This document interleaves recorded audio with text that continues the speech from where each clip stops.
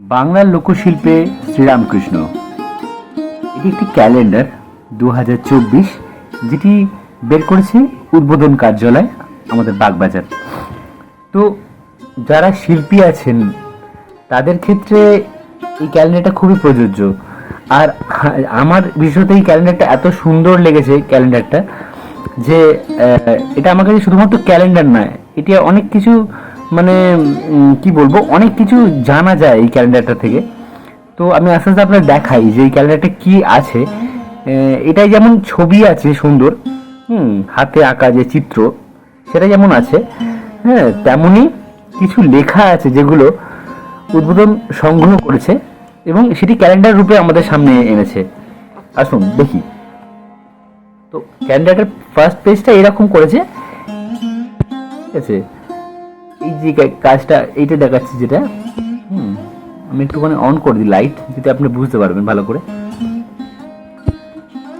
যে আমাদের যে আগে কথা শোনানো হতো না, যে লোককথা শোনানো হতো, কিংবা সুন্দর পটের ওপর অনেক কিছু সুন্দর সুন্দর কিছু আছে যামিনী রায়ের স্টাইলে, কিছু কিছু যে পটকথা, হ্যাঁ পটচিত্র, বা কি বলবো, ক্যালেন্ডারের মতো গুটিয়ে গুটিয়ে যেভাবে পটকাহিনী শোনানো হতো আমাদেরকে।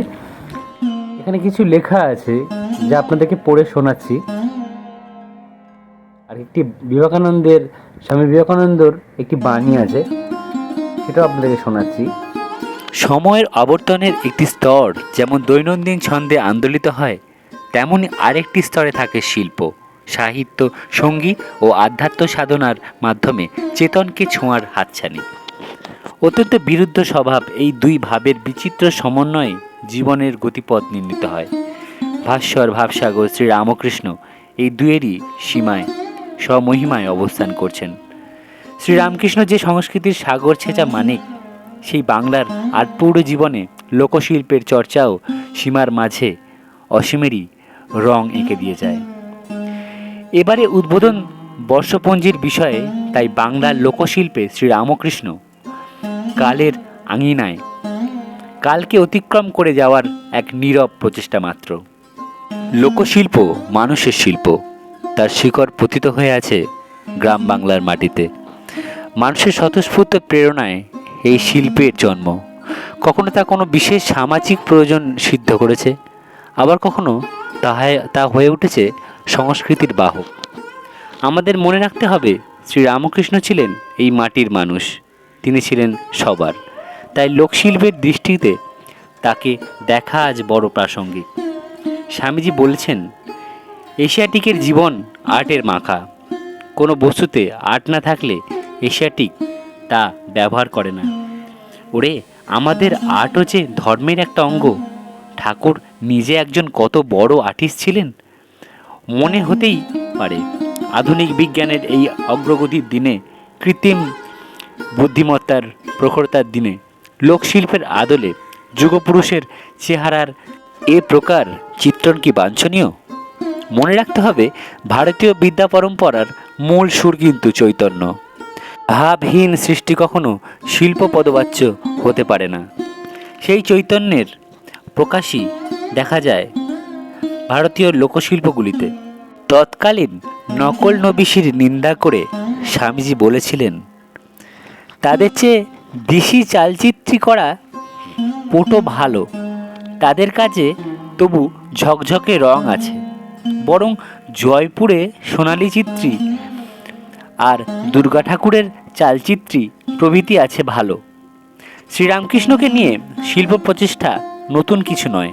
বহু প্রথিতযশা শিল্পী ভাস্কর নিজ মনের মাধুরী মিশিয়ে শ্রীরামকৃষ্ণকে চিত্রিত করার চেষ্টা করেছেন। Nandalal Bose, Ramananda Bandyopadhyay, Frank Dvorak, Malvina Hoffman, Ramkinkar Baij এবং আরও অনেকেই শ্রীরামকৃষ্ণ আবিষ্কারে ব্রতী হয়েছেন। তারা প্রত্যেকেই তাদের নিজস্ব ভাবে, নিজস্ব শৈলীতে, তাদের চেতনার রঙে শ্রীরামকৃষ্ণকে দেখিয়েছেন। অবয়বের অনুকৃতি শিল্প নয়, সে তো ক্যামেরাও অল্পায়াসেই করতে পারে। শিল্পের প্রাণ তার ভাব, সেই ভাবের বিকাশই ভারতীয় শিল্পধারার বৈশিষ্ট্য। মানুষের স্বতঃস্ফূর্ত লোকশিল্পের ধারাটিকে আজকের এই জড় উদযাপনের দিনে আমাদের মননে ঠাঁই দেওয়ার খুব প্রয়োজন। শিল্প আজ বিলাসিতা নয়, প্রয়োজন। এই প্রয়োজন ইউটিলিটি নয়, এই প্রয়োজন আমাদের বাঁচার তাগিদ, শিকড় খোঁজার লড়াই। এই প্রয়োজন অনবদ্যের খুঁট, যাকে ধরে আমরা বিষয়, অধিকারী ও সম্বন্ধের তল খুঁজে পাই। 2024 খ্রিস্টাব্দের বাংলা 1430 সাল উদ্বোধন বর্ষপঞ্জি শ্রীরামকৃষ্ণের শিল্পময়তার একটি অভিজ্ঞান হয়ে থাকুক।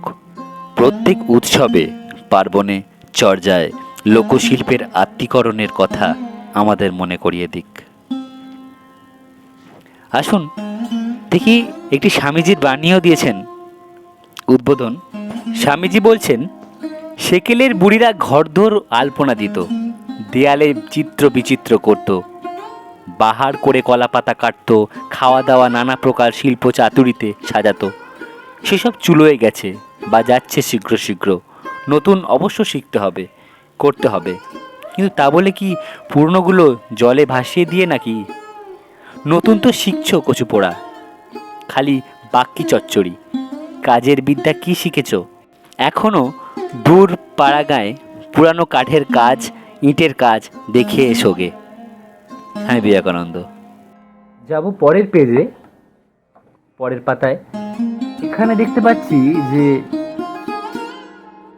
মিডিলে মাঝখানে শ্রীরামকৃষ্ণদেব আছেন, স্বামীজি আছেন এবং বিভিন্ন ধর্মাবলম্বী মানুষ, হ্যাঁ, এখানে আছেন।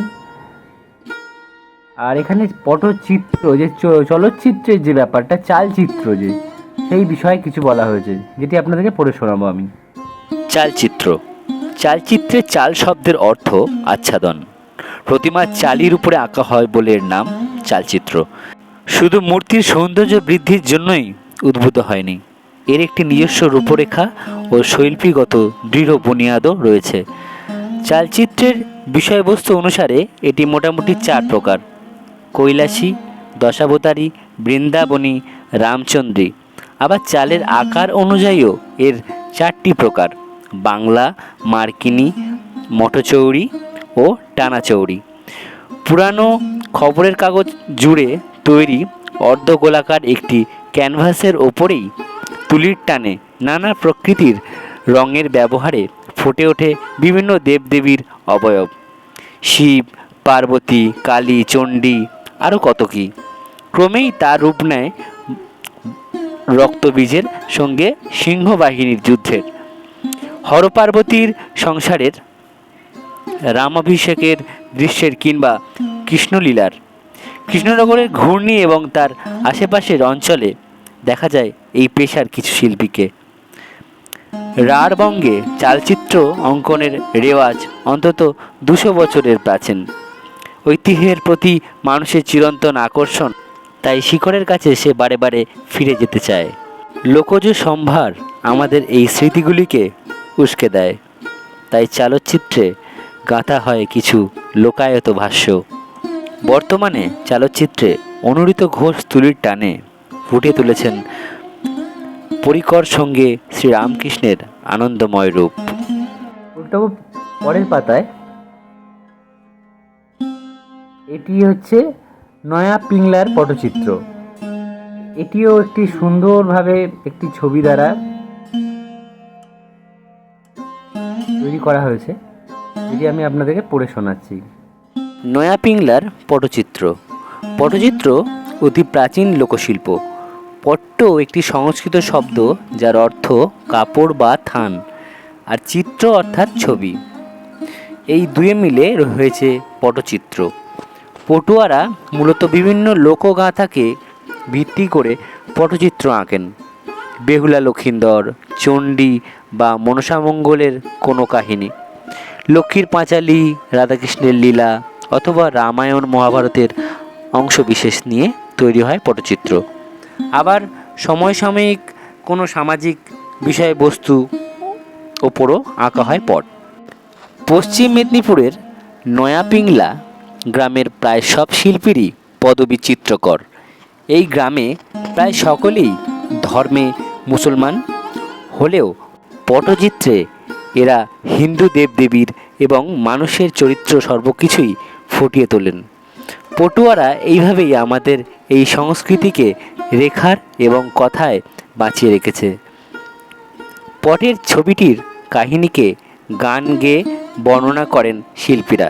এই গানের বর্ণনার সাধারণত তিনটি ভাগ থাকে: এক, কাহিনী অর্থাৎ মূল গল্প; দুই, মাহাত্ম্য, কাহিনীর মহিমা বর্ণনা; আর তিন, ভণিতা বা শিল্পীর নিজের পরিচিতি। এইভাবে দর্শককে একটি অডিও ভিজুয়াল অনুভূতির মধ্যে দিয়ে নিয়ে যাওয়ার চেষ্টা করা হয়।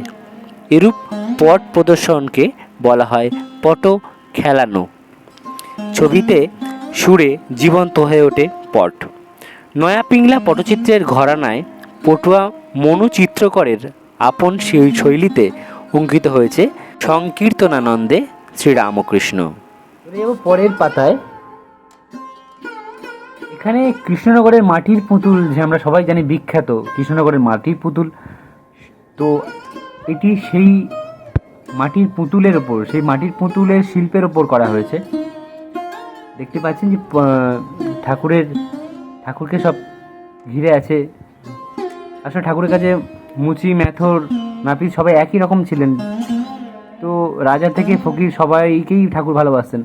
তো এখানে সেই শিল্পটাই তুলে ধরা হয়েছে, মাটির শিল্প, কৃষ্ণনগরের মাটির শিল্প, মাটির পুতুল। এই বিষয়ে আপনাকে কিছু পড়ে শোনাচ্ছি আমি। কৃষ্ণনগরের মাটির পুতুল। নদিয়া জেলার কৃষ্ণনগরের মাটির পুতুলের ঐতিহ্য প্রায় 3 শতকের। জনশ্রুতি আছে নদিয়ার রাজা কৃষ্ণচন্দ্র রায়ের আমলে এই শিল্পের সূচনা। সেই সময় কিছু বিশিষ্ট মৃৎশিল্পী আধুনা বাংলাদেশের নাটোর ও অন্যান্য অঞ্চল থেকে কৃষ্ণনগরে এসেছিলেন মূলত প্রতিমা গড়ার জন্যই। কালের গতিতে প্রতিমা গড়ার পাশাপাশি কৃষ্ণনগরের মৃৎশিল্পীরা বাস্তব জীবন থেকে অনুপ্রাণিত হয়ে মডেল তৈরিতে পারদর্শিতা অর্জন করেন। তাদের কারিগরি দক্ষতার মাটির পুতুল যেন জীবন্ত হয়ে ওঠে। কৃষ্ণনগর শহরের পূর্ব দক্ষিণ প্রান্তে জলঙ্গি নদীর তীরে ঘূর্ণিতেই মূলত মৃৎশিল্পীদের বাস।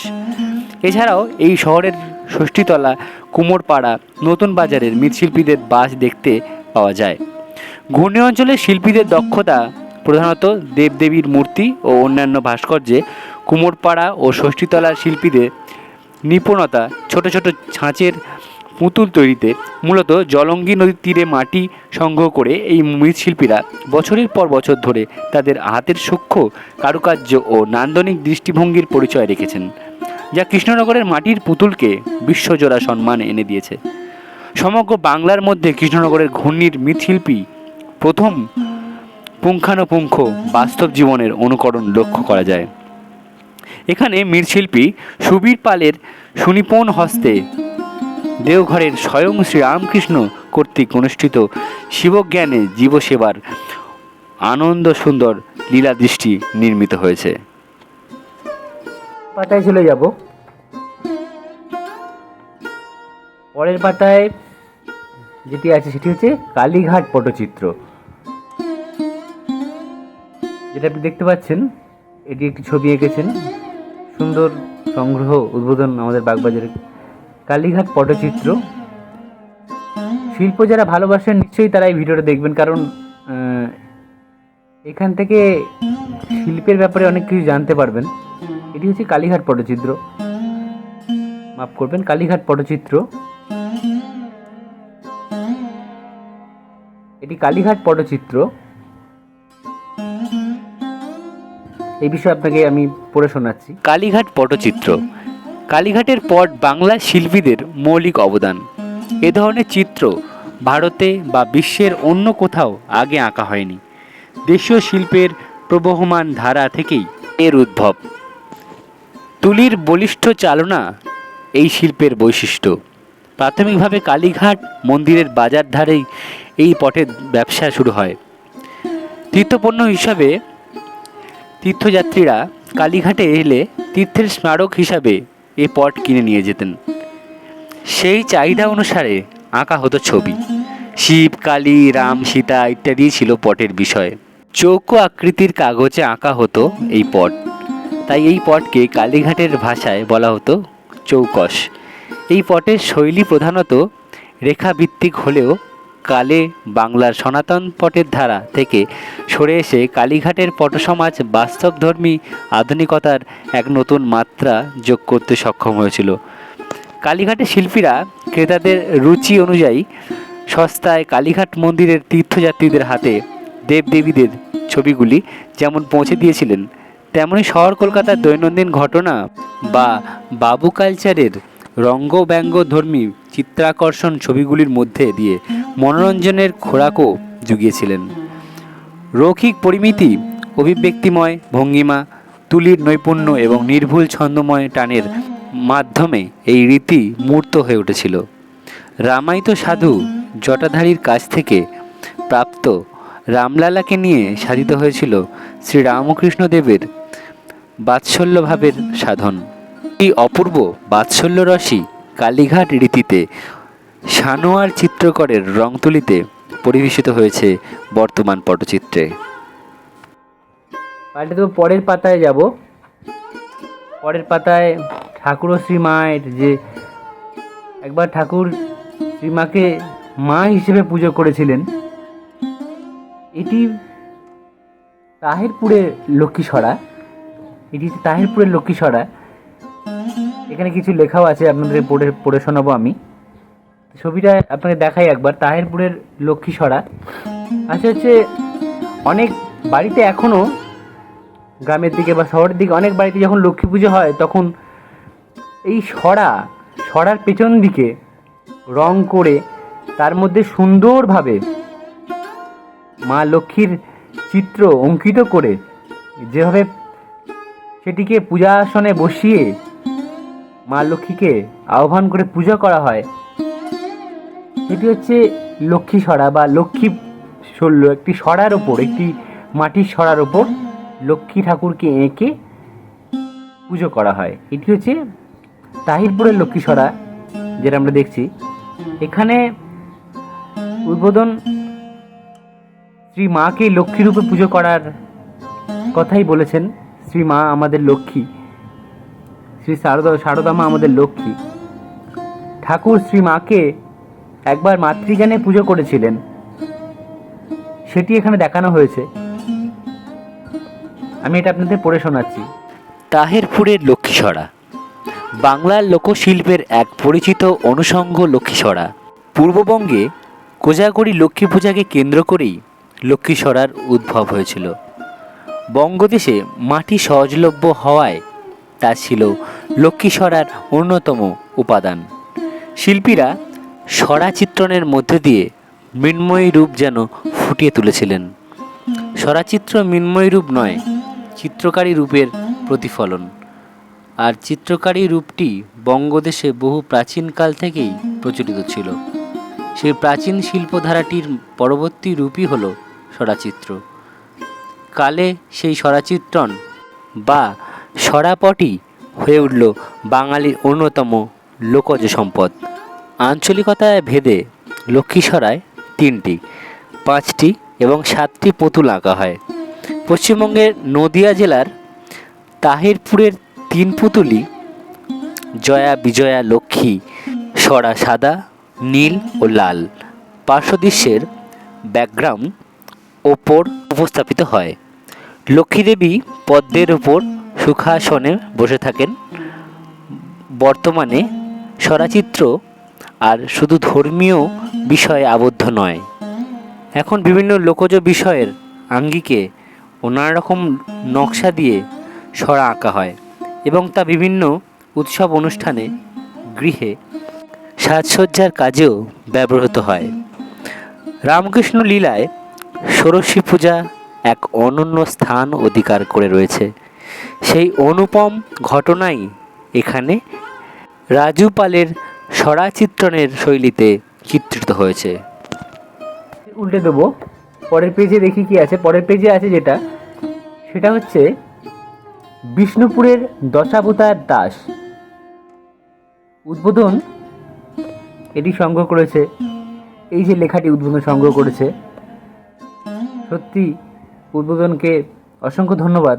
আমরা যারা শিল্পী, যারা অনেক অনেক কিছু জানি, অনেক কিছু জানি না, যেগুলো জানি না সেগুলো জানার নিশ্চয়ই আমাদের আগ্রহ থাকে, কিন্তু জানতে পারি না। ঠাকুরের মাধ্যমে, শ্রী মায়ের মাধ্যমে, উদ্বোধনের মাধ্যমে, বাগবাজারের মাধ্যমে, শ্রী মায়ের বাড়ি, সারদা মায়ের বাড়ির মাধ্যমে, উদ্বোধনের মাধ্যমে আমরা জানতে পারছি এটা। এটি হচ্ছে বিষ্ণুপুরের দশাবতার তাস। এই ছবিটাও সুন্দর, দেখুন আমরা এটা দেখতে পাচ্ছি, সুন্দরভাবে ছবিটা সংগ্রহ করা হয়েছে, সুন্দর চিত্র একটি। তো এই বিষয়ে আমি আপনাদের একটু পড়ে শোনাবো। লাস্ট পেজ এবং বইয়ের শেষ শেষ যে কভার পেজ, যেখানে আমরা যে শিল্পগুলো দেখলাম, সব শিল্পীদের ব্যাপারেই আছে কিছু কথা, ঠিক আছে? তো এটাই ছিল ক্যালেন্ডারটার। এখানে সুন্দর যারা শিল্পী, যারা কাজ করেছেন, সেখানে এই শিল্পীদেরকেই তুলে ধরা হয়েছে। হ্যাটস অফ, এসব শিল্পীরা সবসময় আমাদের মাঝখানে থাকুন, আরও ছবি দিন, আমরা এটাই চাইবো।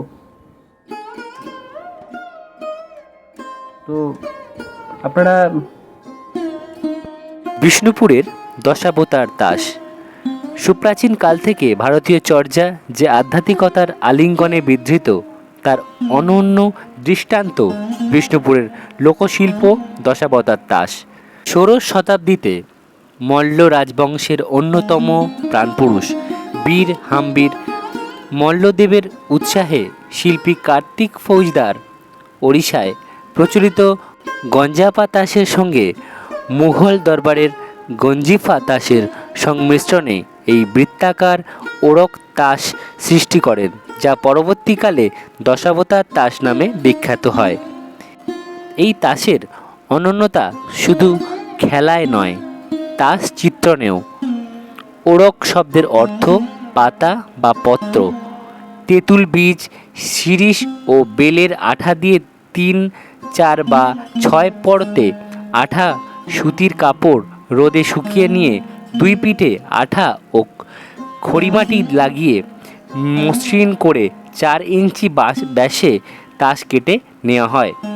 তারপর সেই তাসের উপর বিভিন্ন উজ্জ্বল প্রাকৃতিক রঙে মৎস্য, কূর্ম, বরাহ, নৃসিংহ, বামন, পরশুরাম, রাম, বলরাম, জগন্নাথ, বুদ্ধ ও কল্কি অবতারের অপূর্ব তুলির টানে জীবন্ত হয়ে ফুটে ওঠেন 10 জন অবতার ছাড়াও প্রতীক হিসাবে মৎস্যের মাছ, কূর্মের কচ্ছপ, বরাহের শঙ্খ, নৃসিংহের চক্র, বামনের কুমণ্ডলু, পরশুরামের কুঠার, রামের তীর, বলরামের গদা, জগন্নাথের পদ্ম এবং কল্কি অসি ইত্যাদি বিভিন্ন চিহ্ন অনন্য তাসে অঙ্কিত থাকে।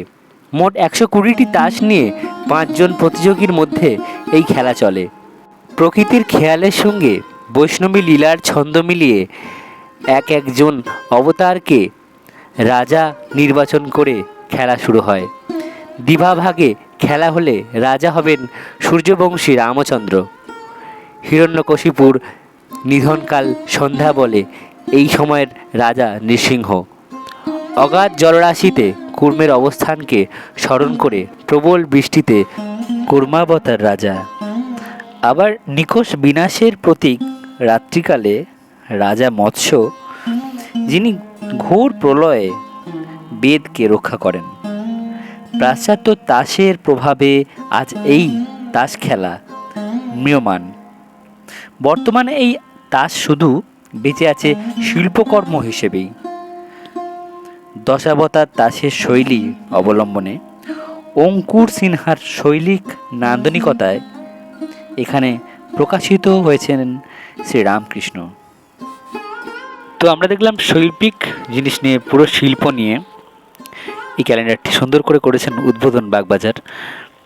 তো এখানে কিছু শিল্পী যারা আমাদের এই বাগবাজারের উদ্বোধনের ক্যালেন্ডারটিকে প্রাণ দিয়েছেন, সেসব শিল্পীদের ছবি এখানে আছে। আমি আমার তরফ থেকে প্রত্যেকটা শিল্পীকে অসংখ্য অসংখ্য ধন্যবাদ জানাই। ভালো থাকবেন। জয় ঠাকুর, জয় শ্রীমা।